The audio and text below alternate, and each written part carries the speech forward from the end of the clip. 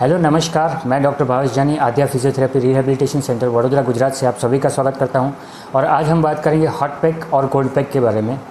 जब भी आपको चोट लगती है और आप कंफ्यूज हो जाते हैं कि क्या करें, हम हॉट पैक अप्लाई करें या कोल्ड पैक अप्लाई करें, तो ये वीडियो आपको काफ़ी हेल्पफुल रहेगा।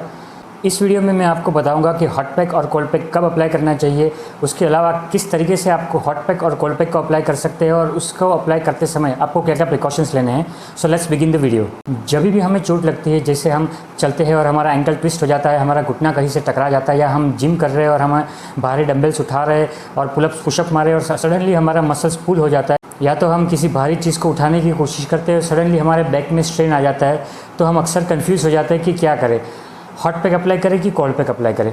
जब भी हमें चोट लगती है तो उस इंजरी को रिकवर करने के लिए हमारी बॉडी एक प्रोटेक्टिव मैकेनिज्म, एक प्रोटेक्टिव प्रोसेस स्टार्ट करती है, जिसे कहते हैं प्रोसेस ऑफ इन्फ्लामेशन। इस इन्फ्लामेशन की प्रोसेस में जहाँ पे हमें चोट लगती है उस एरिया में हमारी ब्लड सप्लाई इंक्रीज हो जाती है और वहाँ पे पेन प्रोड्यूसिंग सब्सटेंस कलेक्ट हो जाते हैं, जैसे हिस्टामाइन, साइटोकाइनिन, ब्रेडिकाइनिन। वो पेन प्रोड्यूसिंग सब्सटेंस हमारी नर्व्स को इरिटेट करते हैं, जिसकी वजह से हमें पेन फील होता है।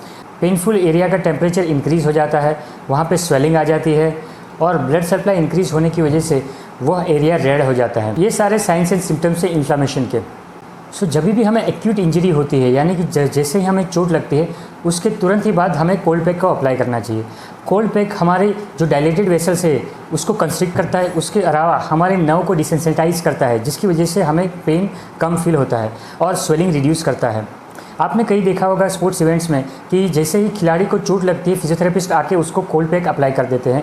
तो यही एक फंडामेंटल वजह है कि इंजरी के तुरंत बाद अगर हम हॉट पैक अप्लाई करेंगे तो हो सकता है उस एरिया की स्वेलिंग बढ़ जाए, और ऑलरेडी वहाँ पे टेम्परेचर इंक्रीज़ है, तो और टेम्परेचर इंक्रीज़ करने की वजह से हो सकता है हमारा पेन बढ़ जाए।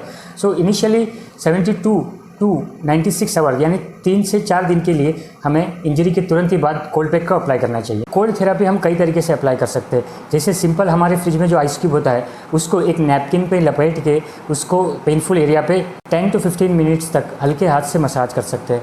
उसके अलावा बाज़ार में कई कोल्ड पैक अवेलेबल होते हैं, जेल बेस्ड होते हैं, उसको आप ख़रीद के उसको एक पाउच में या नैपकिन में रैप करके उसको रख सकते हैं। उसके अलावा आप आइस को क्रश करके उसमें थोड़ा सा पानी डाल के एक मोटे से नैपकिन या टॉवल को उसमें रख के 10-15 मिनट के बाद उसको निकाल के आप डायरेक्टली पेनफुल एरिया पे लगा सकते हैं। कोल्ड थेरेपी लेते वक्त आपको सिर्फ इतना प्रिकॉशंस रखना है कि हो सके तो कोल्ड यानी आइस क्यूब या कोल्ड पैक को डायरेक्टली आपको स्किन के ऊपर नहीं रखना है। या तो आप उसको कपड़े से कवर कर दीजिए या तो एक पाउच में डाल दीजिए, जिसकी वजह से आपके कोल्ड बर्न होने के चांसेस रिड्यूस हो जाएंगे। बात करें हीट थेरेपी या हॉट पैक की, तो हॉट पैक या हीट थेरेपी हम उस पेन के लिए इस्तेमाल करते हैं जो थोड़ा सा पुराना हो गया हो, जिसे हम सब एक्यूट या क्रोनिक स्टेज बोलते हैं, जो चोट लगने के तकरीबन 4 से 5 दिन के बाद शुरू होती है। मोस्ट कॉमनली जॉइंट स्टिफनेस में, जैसे कि फ्रोजन शोल्डर हो गया या ऑस्टियोआर्थराइटिस नी हो गया, जिसमें कई दिनों से मरीज को पेन हो रहा है और घुटना जकड़ने की कंप्लेन हो रही है, स्टिफनेस की कंप्लेन वो करते हैं, तो उसमें हम हीट थेरेपी अप्लाई करते हैं। हीट थेरेपी बेसिकली वाजोडाइलेटेशन का काम करता है, यानी हमारे पेनफुल एरिया में खून का बहाव बढ़ाता है। उसके अलावा हमारी जॉइंट फ्लेक्सिबिलिटी को इंक्रीज़ करता है और हमारी रेंज ऑफ मोशन बढ़ाता है। हीट थेरेपी 2 टाइप की होती है, मॉइस्ट हीट और ड्राई हीट। ड्राई हीट यानी जो हम बाज़ार से इलेक्ट्रिकल हीटिंग पैड ला के रखते हैं, या तो हम हमारे फिजियोथेरेपी में इंफ्रारेड थेरेपी देते हैं, जो हम बल्ब से बेसिकली हीट प्रोवाइड करते हैं। उसके अलावा हॉट वाटर बॉटल जो हम यूज़ करते हैं बाज़ार में मिलते हैं, जिसमें हम गर्म पानी रख के अपने पेनफुल एरिया की सिकाई करते हैं, वो ड्राई हीट के एक फॉर्म है। दूसरा फॉर्म होता है moist heat therapy. Moist heat में हम मॉइस्चर का यूज़ करते हैं अलॉन्ग विथ हीट, जैसे कि वाटर वेपर्स हो गए। उसके अलावा हमारे फिजियोथेरेपी में मॉइस्ट पैक रहता है, जिसको हम पानी में डुबो के रखते हैं और टॉवल में रैप करके हमारे पेनफुल एरिया पे लगाते हैं। मॉइस्ट हीट थेरेपी का थोड़ा सा ज़्यादा एडवांटेज होता है ड्राई हीट थेरेपी से। कोई भी हीट थेरेपी या कोल्ड थेरेपी आप सिंगल टाइम में 15 मिनट्स तक कर सकते हैं। उसके अलावा आप दिन में उसको 2 से 3 बार लगा सकते हैं, जब तक कि आपका पेन ठीक ना हो जाए या आपको कंफर्टेबल फील ना हो।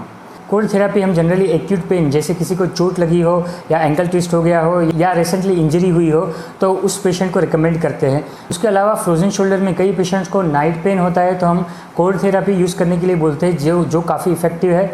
हीट थेरेपी जैसे मैंने बताया क्रोनिक पेन में, जिसकी चोट पुरानी हो गई हो, स्पेशली ऑस्टियोआर्थराइटिस में, क्रोनिक लोअर बैक पेन में, नेक पेन में, फ्रोजन शोल्डर में भी हम यूज़ करते हैं। उसके अलावा अगर टेनिस एल्बो यानी किसी को कोहनी में दर्द हो रहा हो जो 3 से 4 दिन पुराना हो तो उसमें भी हम हीट थेरेपी यूज़ करते हैं। एंकल स्प्रेन में जो 4-5 दिन पुराना हो उसमें भी हीट थेरेपी हम यूज़ करते हैं। पोस्ट ऑपरेटिव जिसका ऑपरेशन हुआ हो और ऑपरेशन के बाद जिनका जॉइंट स्टिफ हो गया हो उसको भी हम हीट थेरेपी प्रोवाइड करते हैं।